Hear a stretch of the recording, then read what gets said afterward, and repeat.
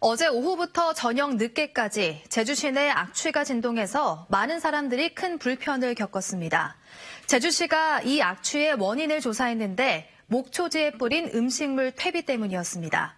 급히 조치를 하긴 했는데 똑같은 악취가 다시 발생할 수밖에 없다는 게 문제입니다. 김현선 기자가 취재했습니다.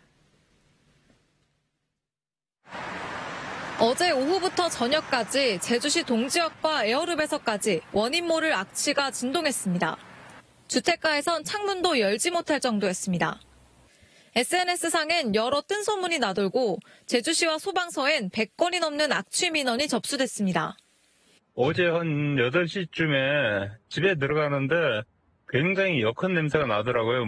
이 냄새가 분뇨 냄새도 비슷하고 비료 냄새도 비슷한데 굉장히 역한 냄새가 났어요. 트럭이 목초지를 돌며 냄새 저감제를 뿌리고 있습니다. 제주시가 야간까지 원인 조사를 한 끝에 이곳에서 악취가 발생한 것으로 봤기 때문입니다.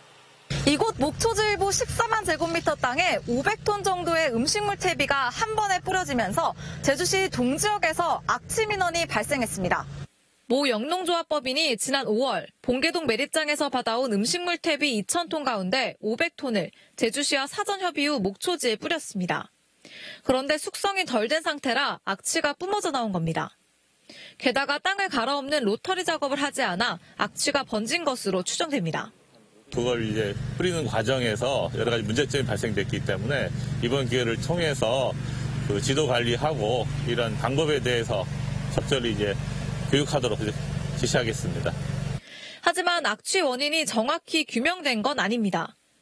악취가 바람을 타고 제주시 봉계동에서 멀리 떨어진 지역까지 확산될 수 있냐는 겁니다. 악취 발생 시점에 동남동풍이 불긴 했지만 풍속이 초속 2m도 되지 않았기 때문입니다.